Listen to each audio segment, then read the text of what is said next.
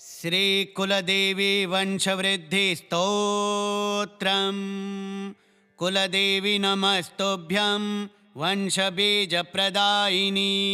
सन्ततिं देहि मातर्मे कुलदीपप्रकाशिनी।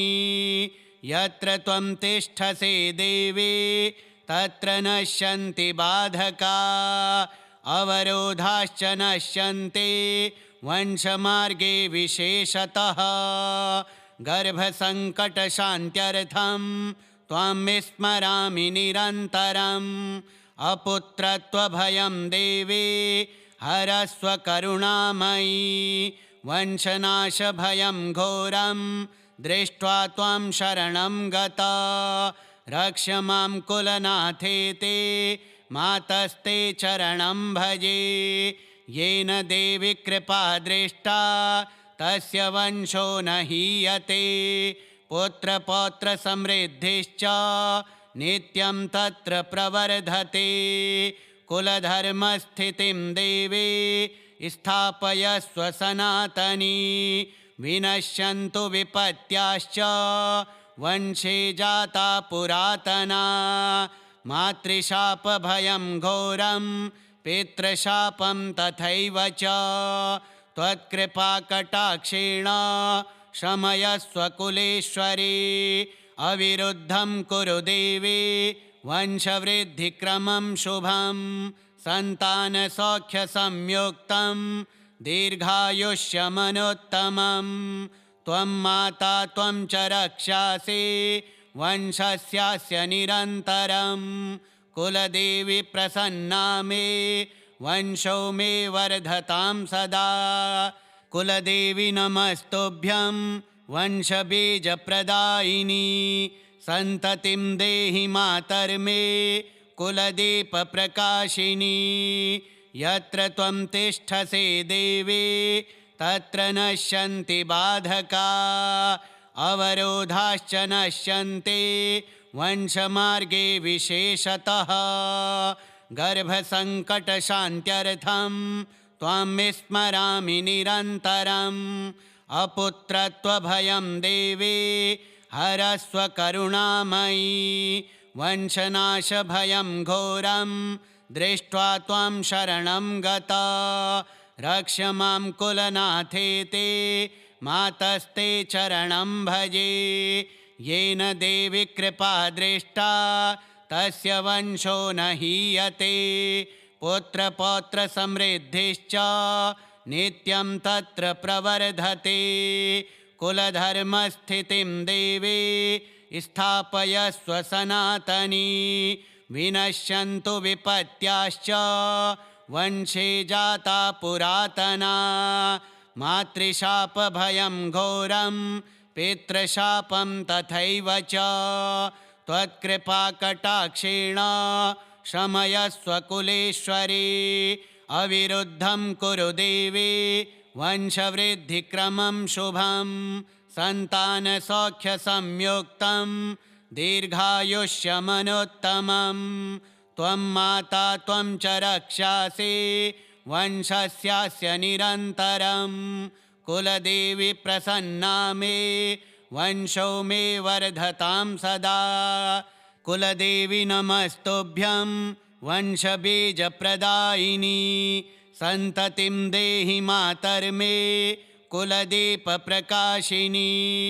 यत्र त्वं तिष्ठसे देवी तत्र नश्यन्ति बाधका। अवरोधाश्च नश्यन्ते वंशमार्गे विशेषतः। गर्भसङ्कटशान्त्यर्थं त्वां विस्मरामि निरन्तरम्। अपुत्रत्वभयं देवी हरस्व करुणामयी।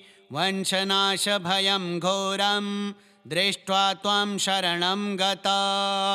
रक्ष मां कुलनाथेते मातस्ते चरणं भजे।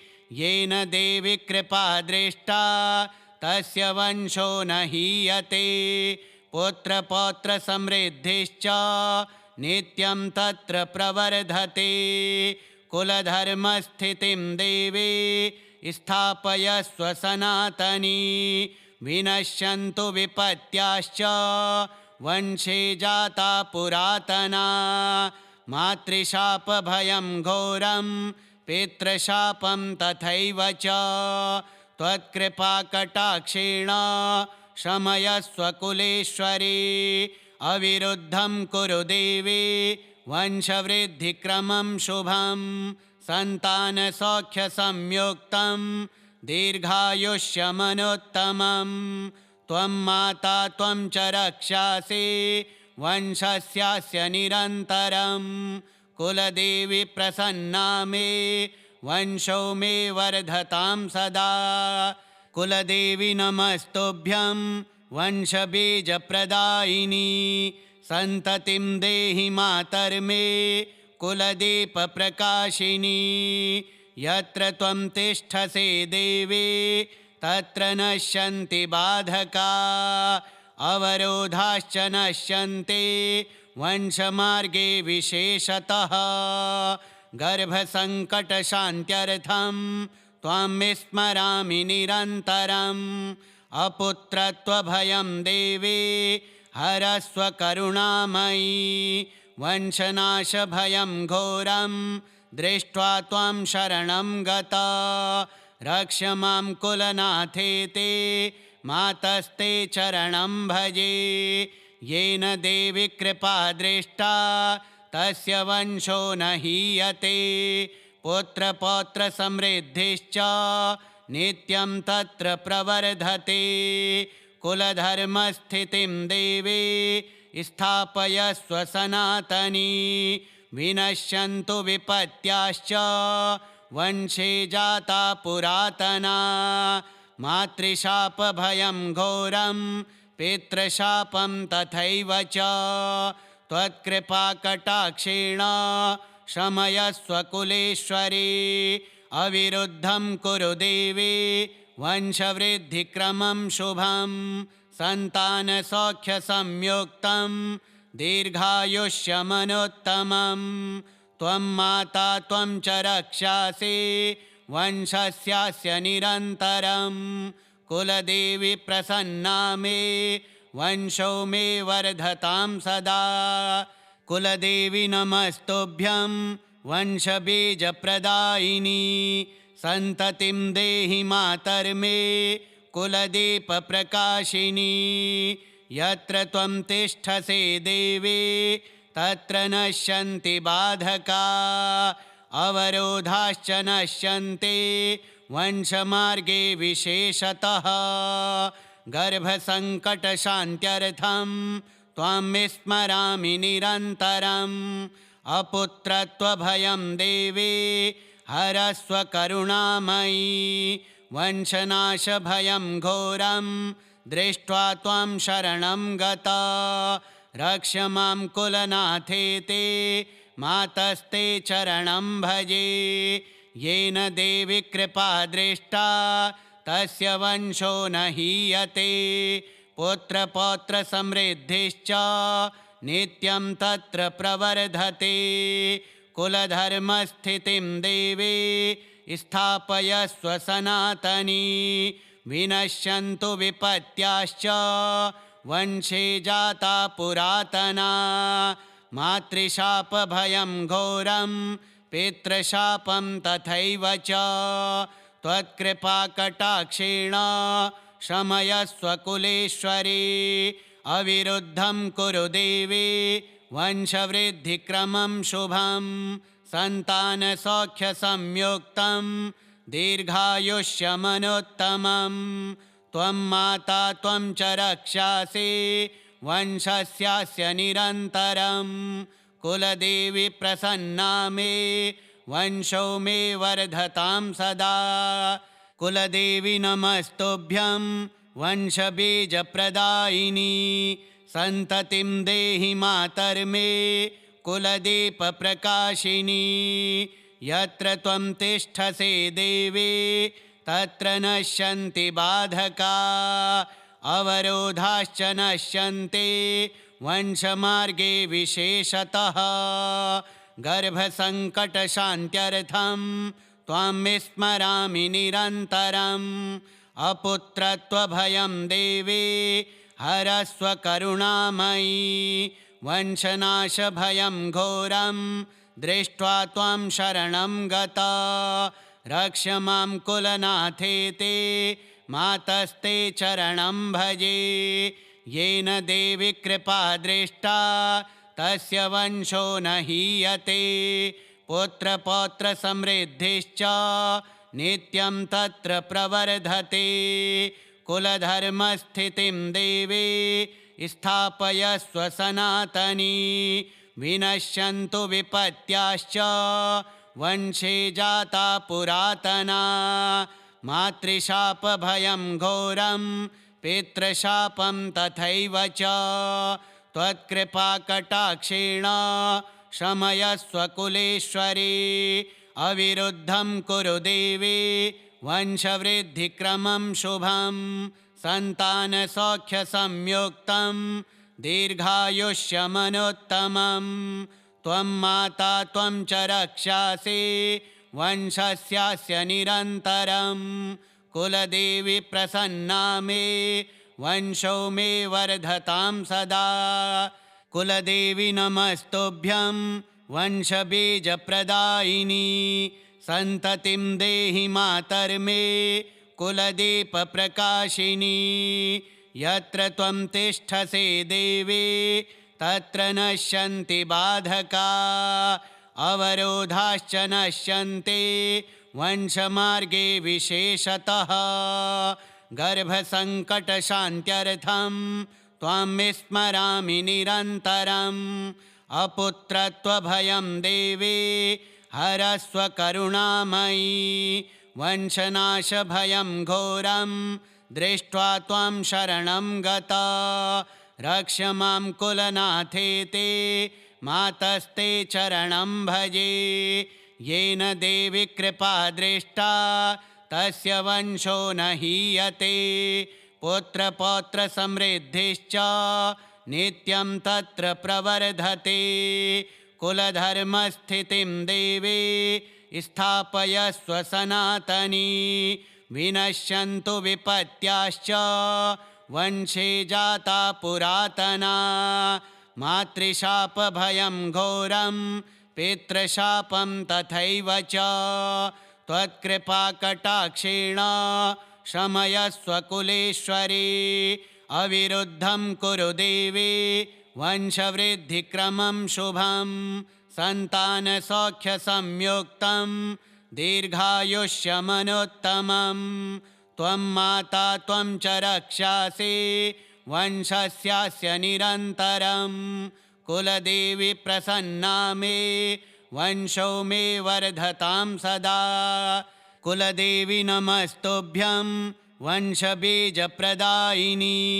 सन्ततिं देहि मातर्मे कुलदीपप्रकाशिनी यत्र त्वं तिष्ठसि देवी तत्र नश्यन्ति बाधका अवरोधाश्च नश्यन्ति वंशमार्गे विशेषतः गर्भसङ्कटशान्त्यर्थं त्वां विस्मरामि निरन्तरम् अपुत्रत्वभयं देवी हरस्व करुणामयी वंशनाशभयं घोरं दृष्ट्वा त्वां शरणं गता रक्ष मां कुलनाथेते मातस्ते चरणं भजे येन देवि कृपा दृष्टा तस्य वंशो न हीयते पुत्रपौत्रसमृद्धिश्च नित्यं तत्र प्रवर्धते कुलधर्मस्थितिं देवी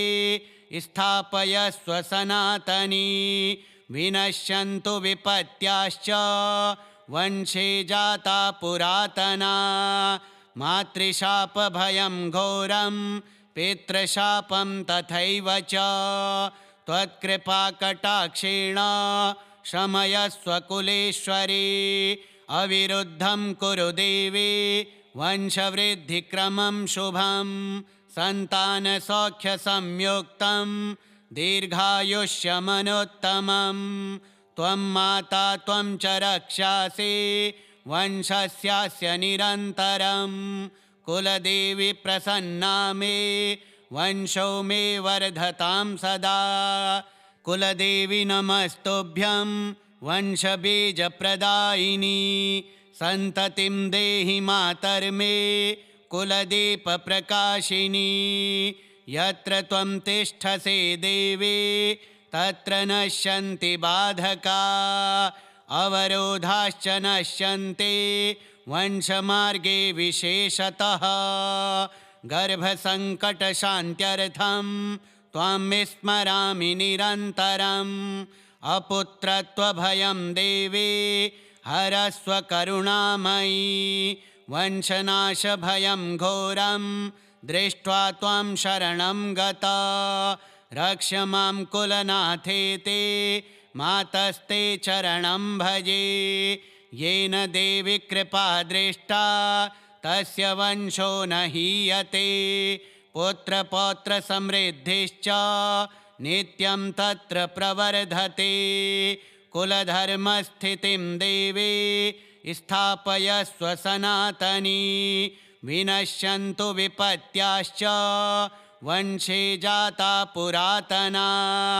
मातृशापभयं घोरं पितृशापं तथैव च। त्वत्कृपाकटाक्षेण शमयस्व कुलेश्वरी। अविरुद्धं कुरु देवी वंशवृद्धिक्रमं शुभं। सन्तानसौख्यसंयुक्तं दीर्घायुष्यमनुत्तमं। त्वं माता त्वं च रक्षासि वंशस्यास्य निरन्तरं। कुलदेवी प्रसन्ना मे वंशो मे वर्धतां सदा। कुलदेवी नमस्तुभ्यं वंशबीजप्रदायिनी सन्ततिं देहि मातर्मे कुलदीपप्रकाशिनी। यत्र त्वं तिष्ठसे देवी तत्र नश्यन्ति बाधका अवरोधाश्च नश्यन्ते वंशमार्गे विशेषतः। गर्भसङ्कटशान्त्यर्थं त्वां विस्मरामि निरन्तरम्। अपुत्रत्वभयं देवी हरस्व करुणामयी वंशनाशभयं घोरं दृष्ट्वा त्वां शरणं गता। रक्ष मां कुलनाथेते मातस्ते चरणं भजे। येन देवी कृपा दृष्टा तस्य वंशो न हीयते। पुत्रपौत्रसमृद्धिश्च नित्यं तत्र प्रवर्धते। कुलधर्मस्थितिं देवी स्थापयस्व सनातनी। विनश्यन्तु विपत्याश्च वंशे जाता पुरातना। मातृशापभयं घोरं पितृशापं तथैव च। त्वत्कृपाकटाक्षेण शमयस्व कुलेश्वरी। अविरुद्धं कुरु देवी वंशवृद्धिक्रमं शुभं। सन्तानसौख्यसंयुक्तं दीर्घायुष्यमनुत्तमं। त्वं माता त्वं च रक्षासि वंशस्यास्य निरन्तरं। कुलदेवी प्रसन्ना मे वंशो मे वर्धतां सदा। कुलदेवी नमस्तुभ्यं वंशबीजप्रदायिनी सन्ततिं देहि मातर्मे कुलदीपप्रकाशिनी। यत्र त्वं तिष्ठसे देवी तत्र नश्यन्ति बाधका अवरोधाश्च नश्यन्ते वंशमार्गे विशेषतः। गर्भसङ्कटशान्त्यर्थं त्वां विस्मरामि निरन्तरम्। अपुत्रत्वभयं देवी हरस्व करुणामयी वंशनाशभयं घोरं दृष्ट्वा त्वां शरणं गता। रक्ष मां कुलनाथेते मातस्ते चरणं भजे। येन देवी कृपा दृष्टा तस्य वंशो न हीयते। पुत्रपौत्रसमृद्धिश्च नित्यं तत्र प्रवर्धते। कुलधर्मस्थितिं देवी स्थापयस्व सनातनी। विनश्यन्तु विपत्याश्च वंशे जाता पुरातना मातृशापभयं घोरं पितृशापं तथैव च त्वत्कृपाकटाक्षेण शमयस्व कुलेश्वरी अविरुद्धं कुरु देवी वंशवृद्धिक्रमं शुभं सन्तानसौख्यसंयुक्तं दीर्घायुष्यमनुत्तमं त्वं माता त्वं च रक्षासि वंशस्यास्य निरन्तरं कुलदेवी प्रसन्ना मे वंशो मे वर्धतां सदा श्रीकुलदेवी वंशवृद्धिस्तोत्रम् श्रीकुलदेव्यार्पणमस्तु।